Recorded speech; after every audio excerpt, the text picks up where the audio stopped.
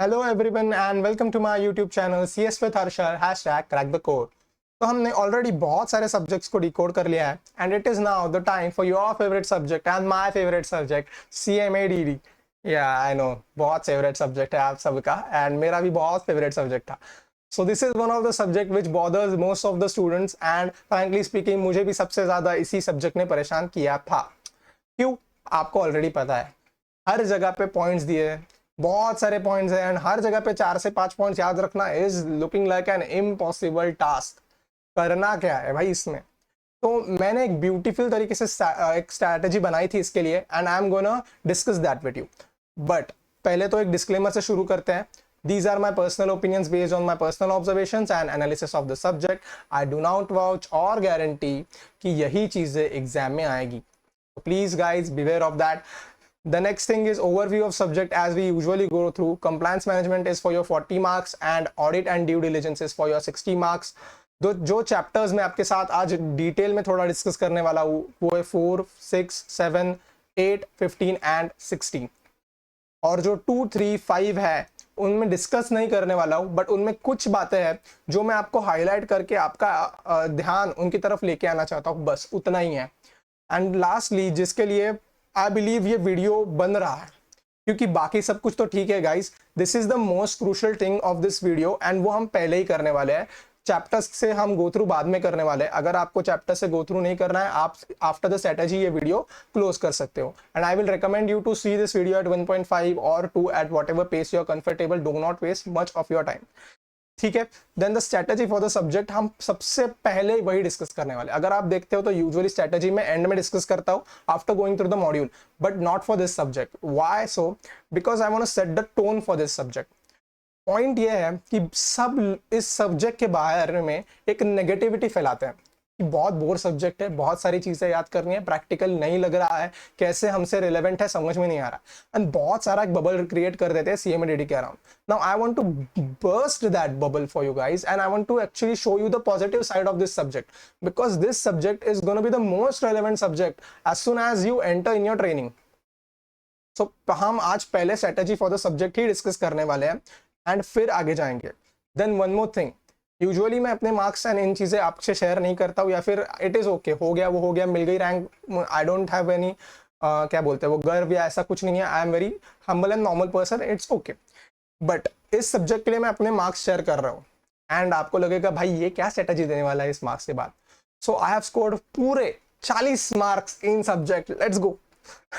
सो पूरे 40 मार्क मिले हैं मुझे इस सब्जेक्ट में एंड मैं आपके साथ आज स्ट्रेटजी शेयर करने आया हूँ।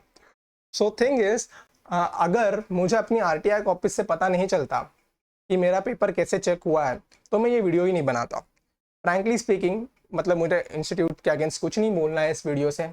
I checked my paper and I frankly feel कि the checking was very harsh. I feel I should have got an exemption in that subject. अगर आपको मुझ पे डाउट है तो मैं आपको मेरी कॉपीज दे देता हूँ and you can check for yourself that it was not a 40 marks paper anyways and I deserved an exemption it. But कोई फर्क नहीं पड़ता and I am happy wherever I am grateful of whatever I have. ये मैंने इसलिए बताया क्योंकि मुझे इंस्टाग्राम और मे बी लिंक्डइन पे बच्चों ने CMADD के बारे में पूछा था, तब RTI कॉपीज नहीं आई थी। आई एडवाइज देम कि भाई मुझसे मत पूछना, मुझे खुद को 40 मिले हैं, मैं तुम्हें क्या एडवाइस करूंगा। But now, after seeing my RTI copies, I am confident that yes, whatever strategies I had made were perfect for this subject.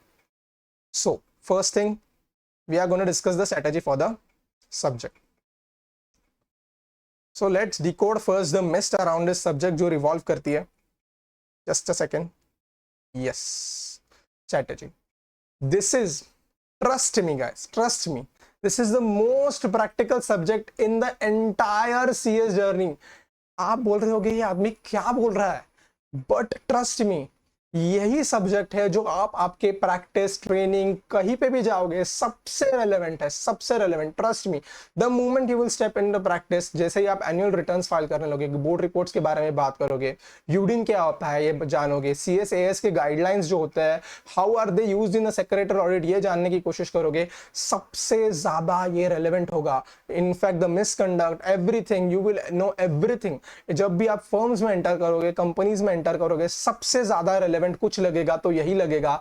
And trust me, I still use the module of this book after 2 to 3 months into my मतलब practice firming में जहाँ मैं training कर रहा हूँ वहाँ पे मैं हूँ. मैं ये बुक अभी भी यूज करता हूँ क्योंकि इसमें सबसे ज्यादा प्रैक्टिकल बातें की गई है and which are the most relevant things in your training area also. क्योंकि इनिशियल डेज में जो जो चीजें आप करते हो ये सारी चीजें इस बुक में कवर्ड है. And this is the beauty of it. And पता नहीं क्यों लोग इसके खिलाफ नेगेटिविटी फैलाते हैं कि प्रैक्टिकलिटी नहीं है, ये बोर है, या फिर से फेडर्स हेडर्स करके छोड़ दो. भाई नहीं है ऐसा. This is the best thing जो ICSI ने डाली है क्योंकि यही आपको एक्चुअल प्रैक्टिकल वर्ल्ड में एंटर करने के लिए हेल्प करती है. नाउ नेक्स्ट थिंग, बाकी बातें बहुत हो गई. I believe that I have been able to create something positive about this subject in your minds. जो भी नेगेटिविटी थी वो थोड़ी बहुत तो मैं आपके मन से निकाल पाया. Then the second point is focus on learning title and the first line before the point starts. Now what this line intends to say will be explained ahead. एक पकड़ के चलो, एक ये जैसे ही हमारा स्ट्रेटजी वाला पार्ट डिस्कस हो जाता है, will straight away head to the point number 2 and 5, how to learn. My way will be explained ahead. ये दोनों चीजें we will discuss as soon as the strategy is over in next 2 to 3 minutes after the strategy is over. So जो ये page खत्म होते ही we will discuss both of those points. So what to do now? We will start with we'll start with the point 3, part A and part B, what to target. Frankly speaking, मैं आपको हर subject में बताता हूँ कि आपको focus area कहाँ पे रखना चाहिए. But for this subject, I will tell you, you should not categorize. You should focus on both the areas. I will tell you why. At first, you will look at the paper and you will think that those 60 marks are going to be crucial, and the content and the page number seems to be same for part A and part B, so I should focus on part B and not on part A. But don't do that mistake. For this subject you have to focus on both the parts equally, because in this subject checkers are very reluctant to give marks. If you will go through copies or mark sheets of your friends, you will find that everyone is getting very less marks in this subject. And why is that? Because checkers are very reluctant to give marks in this subject. So if you target for any one part of this subject, there are high chances that in the other part there were scoring questions but you were not able to get those marks and you might not be able to clear in this subject. So please, it's my humble request, do not categorize this subject. Focus on the both halves of this subjects equally. This is my humble request to you guys.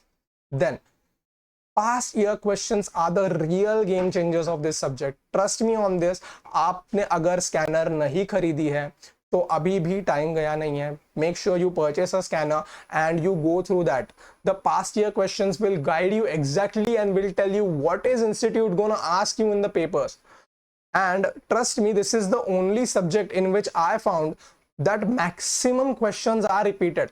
I did not find such thing in other subjects. I found that questions repeat कम होते हैं, questions change हो जाते हैं, हर बार जाओगे अलग चीजें मिलेगी. But in CMADD past year questions are repeated. Like इस बार भी बहुत सारे क्वेश्चंस पास्ट ईयर वाले रिपीट हो गए थे. So make sure you are doing those past year questions thoroughly. This is one advice. Then how to learn, we will discuss it ahead in next 2 to 3 minutes. We will discuss it. Then important part of this subject is writing answers and presenting them. Now I have planned a session for writing answers and how to present, and it will be getting released really soon. So if you are able to wait till that, it is wonderful. But if you don't have the patience, then I will still recommend you to go through the past year questions, see how they are presenting those notes and everything, and you have to write it as per that. Means if they have asked you to present a note, write a note to management, then see how the guidelines show it and you have to write as per that. तो ठीक है, तो आपको writing practice करनी पड़ेगी इस subject के लिए, थोड़ी बहुत तो करनी पड़ेगी. बाकी सब्जेक्ट्स में मैं ऐसा नहीं कहता हूँ, बट इस सब्जेक्ट के लिए थोड़ी राइटिंग प्रैक्टिस जरूरी है. तो make sure you do that. And last thing, last revision, you guys are really lucky. I will tell you, आप बहुत लकी हो ना। अभी आपके लिए भी एक पॉजिटिविटी मैं आपको बता देता हूँ। इन दिसंबर 2022, आई एम एक्सट्रीमली सॉरी, इन 2024 आपके पेपर को, सीएमए डीडी के पेपर के पहले छुट्टी है, and it is a life saver. मेरे सीएमए डीडी के पेपर के पहले छुट्टी नहीं थी। आई हैड 7 पेपर्स लगातार। मैं सीएमए डीडी के पेपर को आधा घंटा सो के गया हूँ, and I am not trying to brag anything, but this was my state. But you guys are so lucky that you have that one holiday. तो आपको सीएमए डीडी का रिविजन आप सबसे पहले कंप्लीट करते हो एंड बाकी सब्जेक्ट्स पे फोकस करते हो तो भी चलेगा, क्योंकि आपको एक एक्स्ट्रा एज मिलेगा सीएमए डीडी को कंप्लीटली रिवाइज करने के लिए before the paper. So you guys are very lucky, and CMA DD will be a scoring subject in this attempt due to this thing, क्योंकि आपको टाइम मिलेगा CMA DD को पढ़ने के लिए। जो बोथ मॉड्यूल दे रहे हैं उनके लिए बात है, अगर आप एक मॉड्यूल दे रहे हो तो वैसे भी आपके पास टाइम होगा। So let's move on to the two parts which are remaining of the strategy. So second point and fifth point मैं आपके साथ डिस्कस करूंगा, and then we'll go through the chapters of the module and this video will be done. एक short and crisp ही रख रहा हूं, मतलब not really short नहीं होगा, but compared to other videos this will be a shorter version, क्योंकि इसमें module में बहुत चीजें डिस्कस करने के लिए नहीं है, एंड क्योंकि आपको भी पता है सारे पॉइंट्स से मैं आपको क्या ही बता सकता हूं उसमें, बट जो जो चीजें जरूरी है मैं आपके साथ डिस्कस करूंगा, आप टेंशन मत लो। So let's go.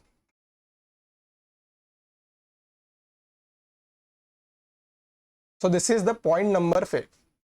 I hope this is visible. एक ही minute, it is visible. So the question is process of, this is point number 5, how to learn CMADD.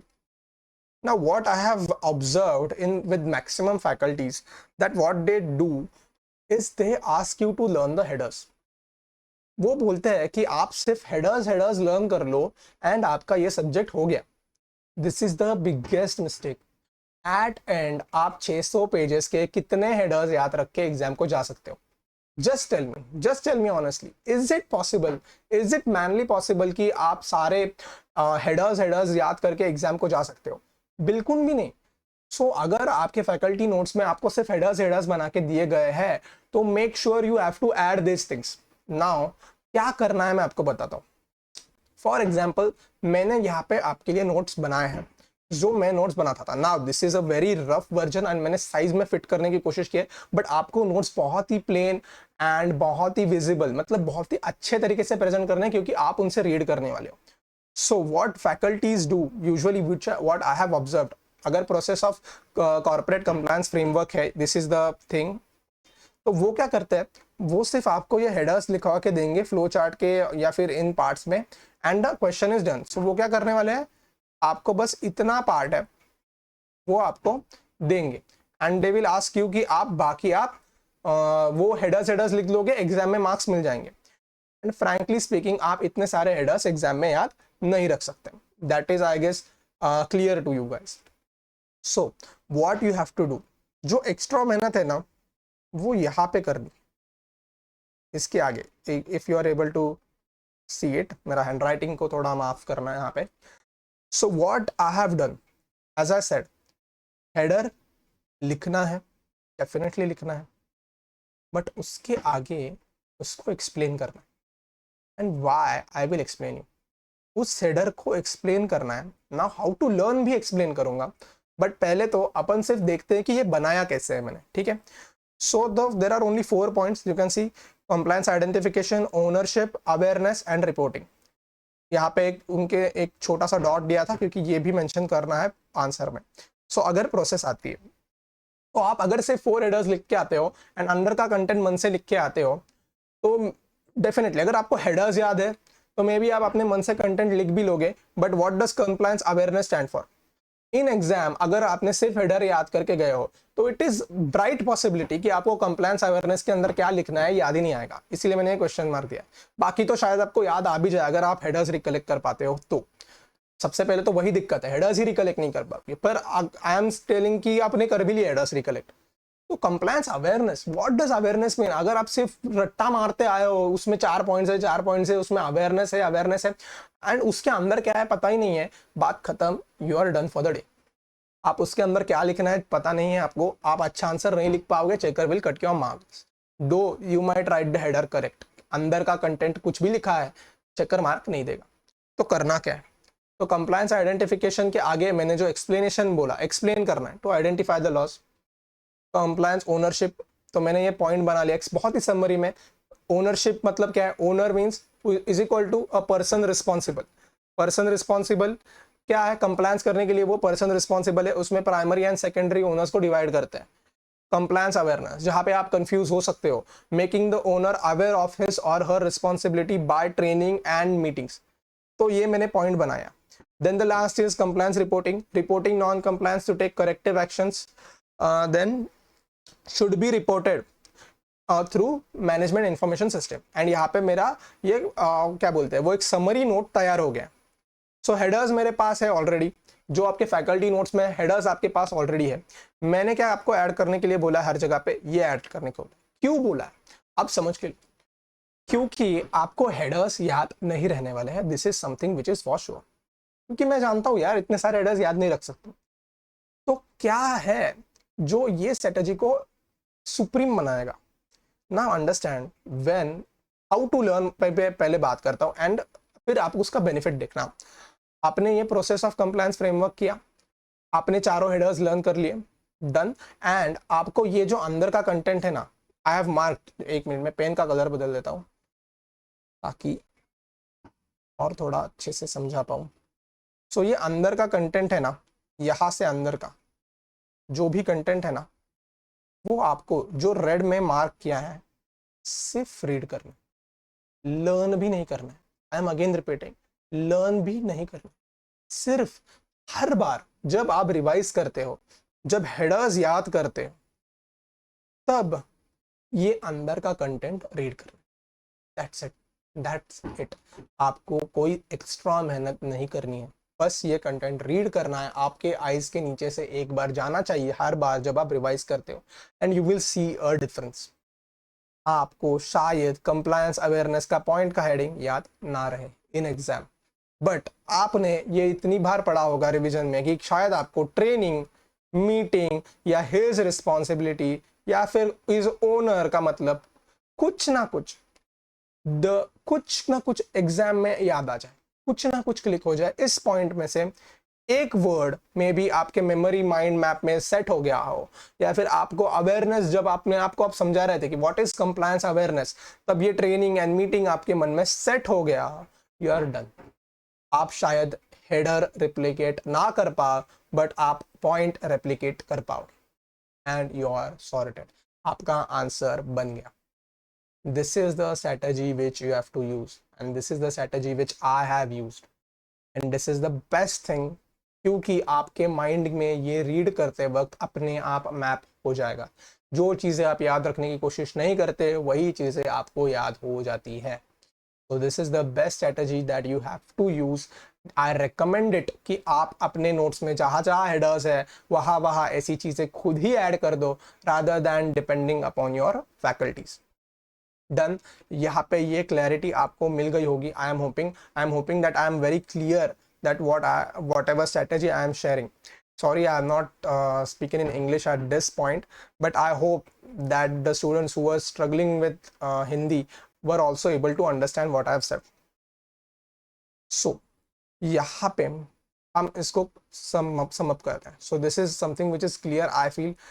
ठीक है. And again one thing, मैंने हर subject में R को read बोला है.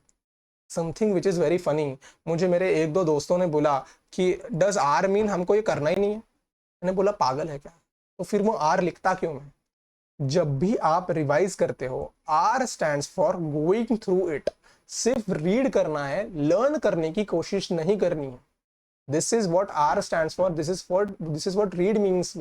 छोड़ना होता तो मैं क्रॉस करवाता, R नहीं लिखवाता. तो ऐसी गलती आप कर रहे हो तो प्लीज आप भी मत करना. देन जो पॉइंट नंबर 3 था, हेडर मतलब टाइटल एंड पॉइंट के बिफोर का पॉइंट भी लर्न करना है. वो क्या है? Now I will make this clear.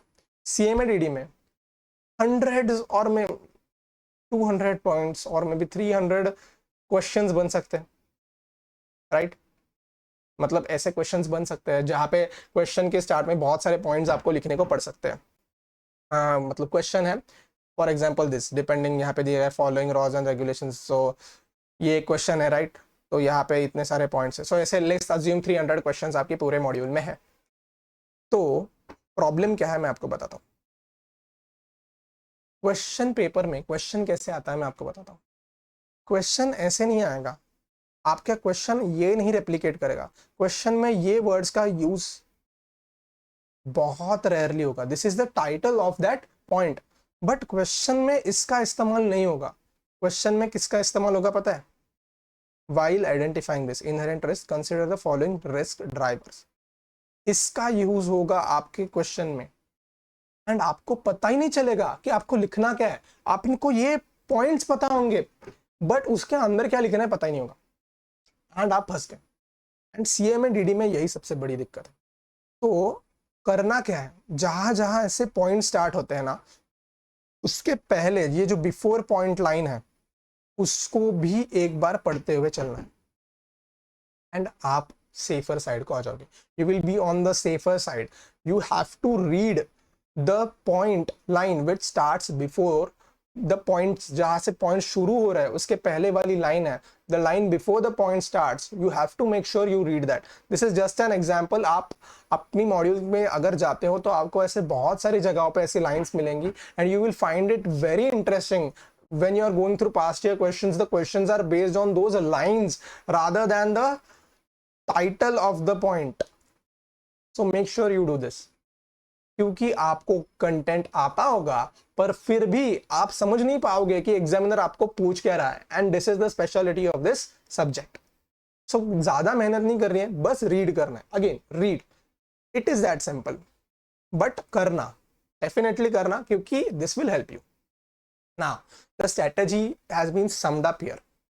I don't want to, say anything more about the strategy. So, जो लोग सिर्फ strategy के लिए यहाँ तक बने हुए थे, I will say the video is done for you guys. And now, what I am going to do is I am going to go through the module, the chapters which I mentioned about which I want to talk with you guys. I will be discussing them. So, chapter 2 में मुझे एक छोटी सी चीज discuss करनी है, सो वो discuss करते हैं।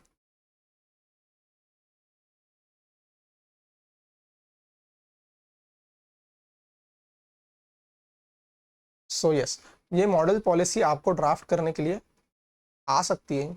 आपको purpose, classification, primary principle responsibility and ये ऐसे 3 से 4 हेडर्स आपको याद करने हैं एंड इसमें से एक या दो line that is more than sufficient.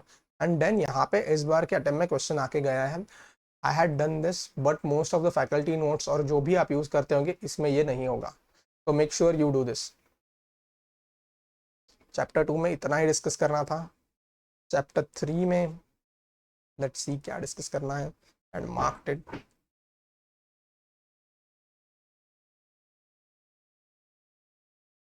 Yes, ये कॉमन है आपके ESG में, रेगुलेशन 4 है in start of chapter 2 of ESG। तो आपको यहाँ पे मेहनत करने की जरूरत नहीं है, आपका वो ESG में कवर हो जाता है।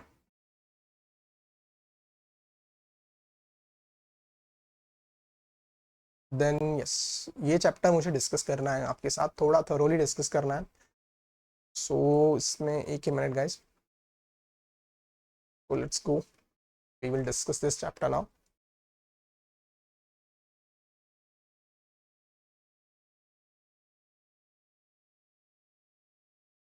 हाँ, यहाँ पे जो भी मिसकंडक्ट की बातें की गई है ये आप कैसे याद कर सकते हो? द थिंग इज, आपको देखोगे ना तो इसमें बहुत सारा कंटेंट एंड इतना सब कुछ याद नहीं कर सकते। तो करना क्या है, क्लॉज नंबर लिखना है एंड जो स्टार्टिंग का जो इन्वर्टेड कॉमर्स में पॉइंट्स है एंड जो भी उसमें इंपॉर्टेंट है उसको एक पेज पे समराइज करना है, राइट? तो आप पकड़ के चलो 3 से 4 पेजेस में आपके सारे क्लॉजेस समराइज हो जाएंगे। इन लाइन एक एक वाइज क्लॉज लिखते चलो and this will be sufficient. तो आपको ये ऐसे समराइज करना है this is just an example. Clause 1 की समरी इतनी है, क्लॉज 1 में इससे ज़्यादा कुछ भी करने की ज़रूरत नहीं है। यहाँ पे देख सकते हो बहुत सारा कंटेंट है, यहाँ पे भी कंटेंट है, but it is all irrelevant. Then यहाँ पे कुछ चीज़ें बताई गई है, आपको रीड करते हुए चलना है। Case study base, case based question बन सकता है, राइट? यहाँ पे भी दिए है, एक बार सिर्फ रीड करते हुए जाना है, go through them, don't try to mug up. Then yes, यहाँ पे आप देख सकते हो, यहाँ पे एक पास में क्वेश्चन भी आके गया, तो आपको ये भी एक बार देखना है, तो ये भी एक बार देख लेना है, सिर्फ रीड करना है। I am not asking you to learn anything. And आप देख सकते हो यहाँ पे ये कट करना है, the procedure is prior to this, now new procedure आ गई है। सिंस अपने मॉड्यूल में वो नहीं है, आप वो नहीं करते हो तो भी चलेगा, but this is something which has been copy pasted from the past module same similarly. अगर आप ओल्ड सिलेबस में होते तो कंपनी लॉ में ये पूरा पोर्शन वैसे का वैसा ही था जो यहाँ पे कॉपी पेस्ट करके डाला है उन्होंने। They have not change even a word, और इवन कुछ भी चेंज नहीं किया है उन्होंने। आपको यहाँ पे मिस्टेक्स भी मिल जाएंगे, अगर आप ढूंढने जाओगे ना तो आपको ओल्ड सिलेबस के बुक्स का रेफरेंस भी मिलेगा कि आपको ये यहाँ पे मिल जाएगा ऐसे। तो ये पूरा कॉपी पेस्ट किया है उन्होंने, तो आप ये इग्नोर कर सकते हो। This has been copy pasted for years and years now. देखो आपको यहाँ पे मिलेगा, this is I guess from the new syllabus. यही आपके न्यू सिलेबस के सब्जेक्ट का नाम है, राइट? क्रॉस रेफरेंसिंग किया है उन्होंने, तो ये कंपनी लॉ के मॉड्यूल से ही मोस्टली उठाया होगा उन्होंने। यहाँ पे कहीं पे भी लिखा नहीं है, देख सकते हो आप कि this is from C S executive और ऐसा कुछ, तो वो कॉपी पेस्ट किया है।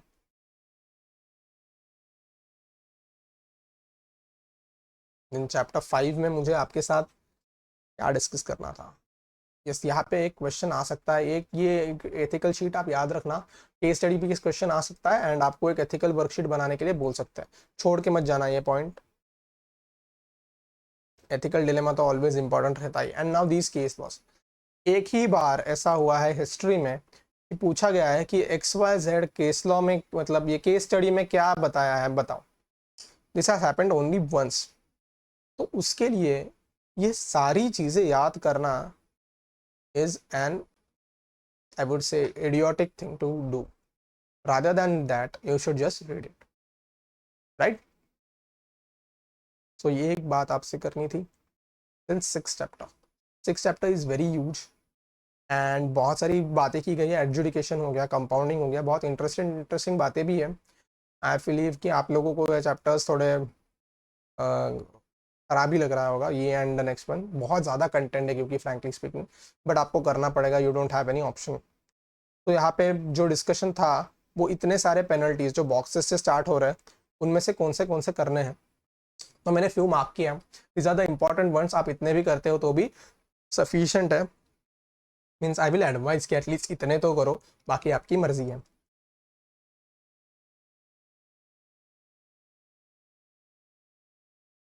I am taking it slowly ताकि आप भी उनको टिक पर करवा।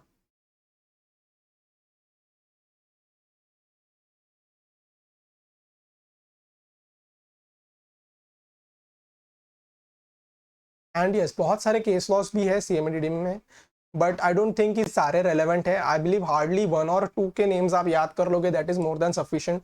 बाकी सारे केस लॉस बहुत ज़्यादा रेलेवेंट नहीं है।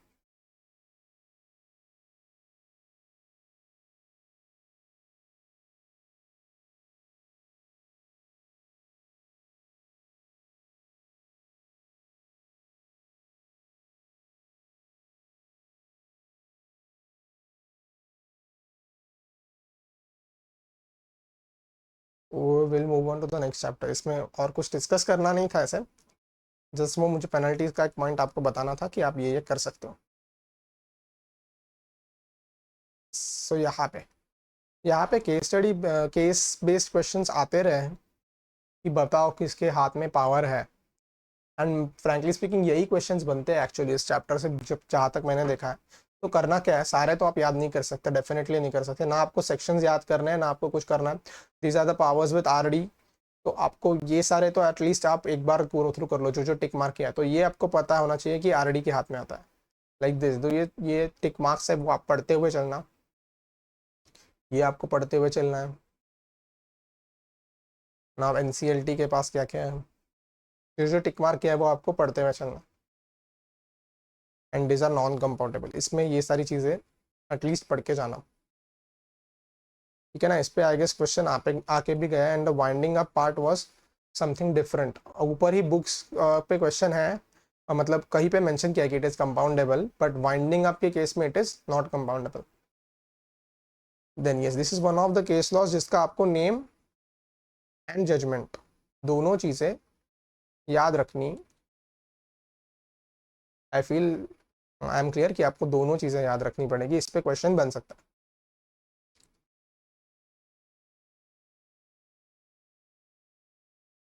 So let's go on to move into the next chapter, the chapter which would have troubled most of the guys, chapter number 8। करना क्या है उस chapter. So yes, is equal to stands for what I had done। जो अपन usually strategy use करते हैं इसमें भी अपन वही करेंगे कि आप उतना तो मिनिमम साइड पे करते हुए चलना। तो ये रीड करना है, विल स्क्रॉल स्लोली, ये सब कुछ आप कट कर सकते हो। इसमें ये 2 पॉइंट्स आपको करने हैं। देन यहाँ पे जो ये एग्जिस्टिंग लास्ट डेट वाले पॉइंट होते हैं ना, इन पे क्वेश्चंस आते हैं। यहाँ केस बेस्ड क्वेश्चंस आते हैं कि XYZ कंपनी थी, उसका ईयर में ईयर एंड इतना हो गया है, बट ईयर के ड्यूरिंग इतना था, बताओ ये एप्लीकेबल होगा या नहीं। तो ऐसे क्वेश्चंस आते रहे तो आपको चेक करना है। इनफैक्ट इंटरनल ऑडिट के लिए भी मैंने मार्क किया होगा, देखो ये आपको करना है, ये आपको करना है, ये आपको करना है, ये आपको रीड करना है। आप अपने मन से भी लिख सकते हो, तो ये आप एक बार देख लो। टिक मार्क जो जो किया है वो आपको करना है, 4-5 पॉइंट्स करने हैं। यहाँ पे भी आप 4-5 पॉइंट्स करते हुए चलना, बाकी ज़्यादा पॉइंट्स आपको यहाँ पे करने की ज़रूरत नहीं है। पॉज करके या फिर स्लो जाके आप ये टिक मार्क कर सकते हो अपने लिए। You decide, just don't waste time. ये मैंने रिमार्क लिखा है क्योंकि लेबर लॉज का पार्ट जो है मैंने पर्सनली नहीं किया था, but something which I don't even advise, क्योंकि लेबर लॉज मुझे एग्जीक्यूटिव में से बहुत सारे पॉइंट्स याद आ रहे थे, तो मैंने यहाँ पे टाइम वेस्ट नहीं किया था। आई बिलीव न्यू सिलेबस में लेबर लॉज पे ज़्यादा फोकस है, तो आपको भी बहुत सारी चीज़ें याद आ रही होंगी। बट अगर आप ओल्ड सिलेबस से आते हो तो लेबर लॉज इतने ज़्यादा अपने को डेप्थ में नहीं थे, तो आपको लग रहा होगा मैं करूँ या ना करूँ। I believe it is your choice, but in any case just don't waste time. कम से कम समय में सब कुछ खत्म कर लो, यहाँ पे ज़्यादा वक्त वेस्ट मत करना। क्वेश्चंस कभी भी नहीं आए हैं इस पार्ट पे। Cyber audit is important. Yes, यहाँ पे क्या करना है, यहाँ पे जैसे यहाँ पे चेकलिस्ट दिया, मैं एक ही जगह पे आपको बताऊंगा, बाकी आगे साइबर ऑडिट की चेकलिस्ट और फ्लो चार्ट का ही रेफरेंस दिया है मैंने। क्या करना है, साइबर ऑडिट की चेकलिस्ट है, चेकलिस्ट है, राइट। तो करना क्या है, ये सारे जो पॉइंट्स हैं, हेडर्स हेडर्स हेडर्स कितने हैं, 1 2 3 4 5, तो 5 हेडर्स है। फॉर एग्जाम्पल पर्सनल सिक्योरिटी, इसके अंदर ऐसा एक फ्लो चार्ट बनाना है। यहाँ पे एक पॉइंट लिखना है, लेट्स से मैं ये याद करता हूँ, ये याद करता हूँ, सो पॉइंट 1 एंड पॉइंट 2 लिख लिए, दैट्स इट। तो ऐसे मुझे ये फ्लो चार्ट कंप्लीट करना है एंड मुझे उसी से ये याद करना है, मुझे और कुछ नहीं करना है, ठीक है। तो ये एनवायरनमेंट है, इसको टिक किया है, आपको टिक्स देखने हैं, दिस इज इम्पॉर्टेंट। इस पे क्वेश्चन आ सकता है, स्पेसिफिकली सिर्फ इस पे क्वेश्चन आ सकता है, ISO 1140001 पे बताओ, तो ऐसा क्वेश्चन आ सकता है। प्रोसेस करना है, सेम लाइक साइबर ऑडिट के लिए आपकी चेकलिस्ट बनानी है आपको। यहाँ पे भी, यहाँ पे आप 4-5 पॉइंट्स करोगे, जनरल ऑब्जेक्टिव्स करने हैं। यहाँ पे भी एक सेम चेकलिस्ट बनाओगे, आपके लिए हेडर्स अब ये होंगे। फॉरेंसिक ऑडिट आपको करना है, इट इज़ इम्पॉर्टेंट।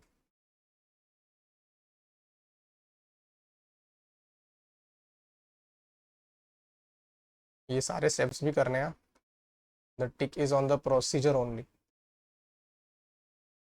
यहाँ पे क्वेश्चन आके गए पास में.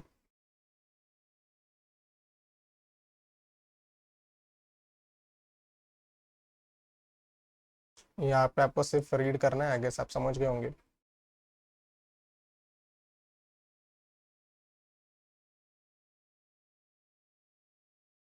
देख सकते हो यहाँ पे बहुत सारा कंटेंट है जो मैंने नहीं किया था. मैंने सिर्फ टिक मार्क वाला कंटेंट ही किया. ऑब्जेक्टिव्स करने हैं, स्कोप नहीं करना है, बेनिफिट्स करने. इजी क्वेश्चन आ सकता है. खत्म. So will directly go to the chapters which have bothered you more. एक तो पीयर रिव्यू वाला एंड ड्यू डिलिजेंस वाला. ड्यू डिलिजेंस में भी वैसे कुछ बहुत डिस्कस नहीं करना है मुझे, सिर्फ आपको एक पॉइंट बताना था.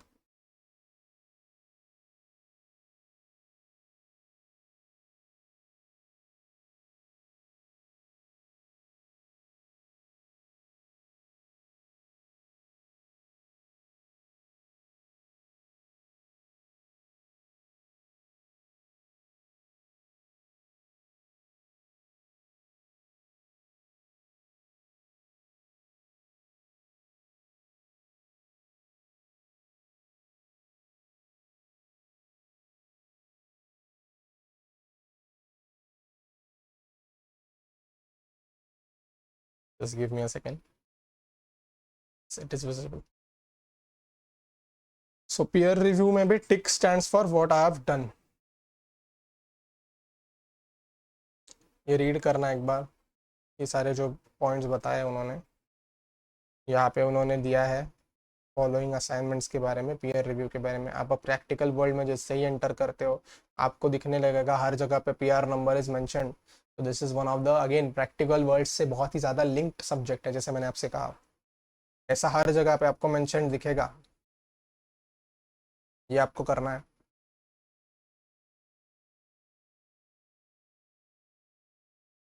ये आपको करना है. ये आपको करना है. क्वालिफिकेशंस, इलस्ट्रेशंस करने हैं. ये करना है. ये करना है. मतलब ये सिर्फ मैंने किया है वो बता रहा हूँ, बाकी सारी चीज़ें मैंने इन चैप्टर से छोड़ दी थी. बाकी आप ज़्यादा कर रहे हो तो डेफिनेटली करते रहो, बट कम मत करना.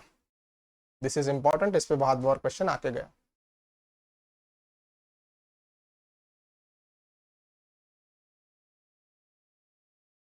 इस पे भी क्वेश्चन आके गया, इसी अटेम्प्ट में आके गया है. प्रोसीजर पूरी करनी है. I am sorry to inform you, बहुत बड़ी प्रोसीजर है बट पूरी करनी है. ऑफिस सिस्टम्स, इस पे क्वेश्चन आके गया है. यहाँ पे भी आ सकता है क्वेश्चन. यहाँ सारी जगह पे आ सकता है, आपको चेक करना है. एंड इनफैक्ट यहाँ पे भी क्वेश्चन आके गया है. रेफरल टू द डिस्प्यूट्स, ये भी आपको करना है. आप देखते हो तो बहुत सारा कंटेंट है उसमें, बहुत कम कंटेंट मैंने किया है, बट दिस जो भी कंटेंट किया है वो सबसे इंपॉर्टेंट वाला है. देखते हो क्वालिटी रिव्यू बोर्ड में बहुत कम चीज़ें की है मैंने. एक हो गया, दोनों, दो हो गया. ये देख सकते हो आप. ये करना है. ये करना है.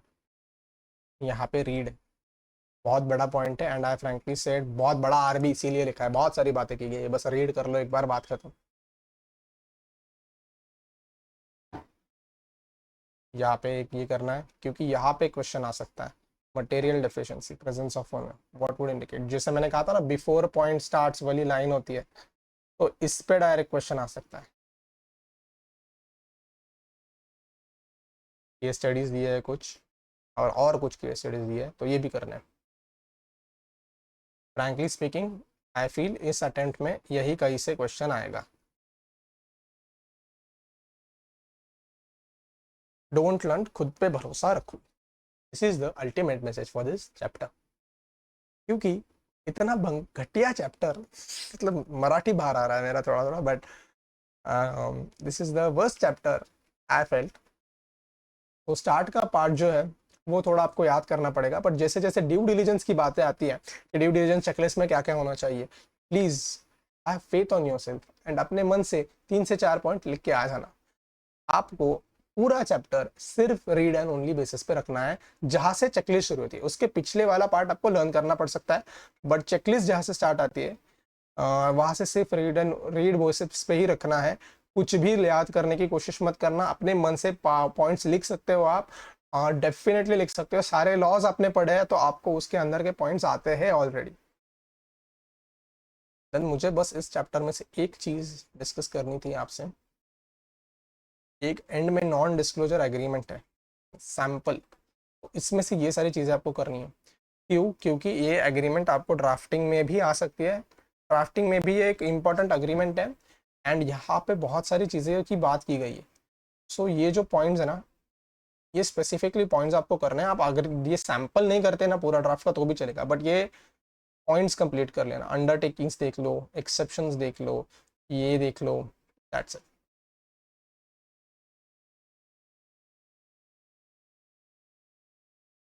तो फिर खत्म कहानी, CMADD खत्म हो गया। I hope कि I was able to influence you by telling few things positive about this subject, because this subject is, trust me guys, the most relevant subject in your entire CS professional journey. As soon as अपनी training में आप step in करोगे, यही subject की सबसे ज़्यादा याद आएगी और इसी की मॉड्यूल आपको खोलनी पड़ सकती है। अभी भी मैं भी इस सब्जेक्ट की मॉड्यूल खोलता हूँ and it is that relevant. So इस सब्जेक्ट को लाइटली नहीं लेना है, इस सब्जेक्ट को फोकस करना है, कैटेगराइजेशन नहीं करना है। जो स्ट्रैटेजीज थे मैंने at the start of the video ही आपके साथ पूरी की पूरी डिस्कस कर ली है। So if these videos are helping you guys, please do like, do share and subscribe. So आपको कोई दिक्कतें आ रही है, आपको कोई सजेशंस देने हैं, आप कमेंट्स में बता सकते हो, and I have added my Instagram account handle, आप उस पर DM कर सकते हो and I will make sure I respond to it. So अब CSR and IBC open book पे वीडियोस बनने वाले हैं जो आपके लिए आएंगे बहुत जल्द। And the next thing is answer writing and answer presentation पे सेशंस होंगे। राइटिंग मतलब मैं राइटिंग नहीं करवा के लेने वाला आपसे, बट कैसे आंसर्स राइट कर सकते हैं, कैसे कैसे अलग अलग टाइप के क्वेश्चंस होते हैं, उन पे एक डिस्कशन होगा, and how can you present them, उन पे एक अच्छा खासा डिस्कशन होगा। It will help you a lot. Then बहुत सारी स्ट्रैटेजीज होती है जो पेपर्स के रिविजन्स के रिलेटेड, पेपर्स के टाइम में क्या करना होता है उनके बारे में भी होंगी, एंड ऐसे बहुत सारी चीज़ें मैं आप लोगों के साथ डिस्कस करते हुए चलूंगा। अभी ये जो बड़े बड़े वीडियोस की सीरीज है अभी ये खत्म हो रही है, अभी इसके बाद की वीडियोस आप एक्सपेक्ट कर सकते हो मोस्टली शॉर्ट वीडियोस होंगे, ताकि आपका भी टाइम कम से कम वेस्ट हो and you are able to get something good out of it. So till then, see you guys. Do like, do share and do subscribe, because that is the only thing motivating me to bring more and more content for you guys. So till then, see you soon.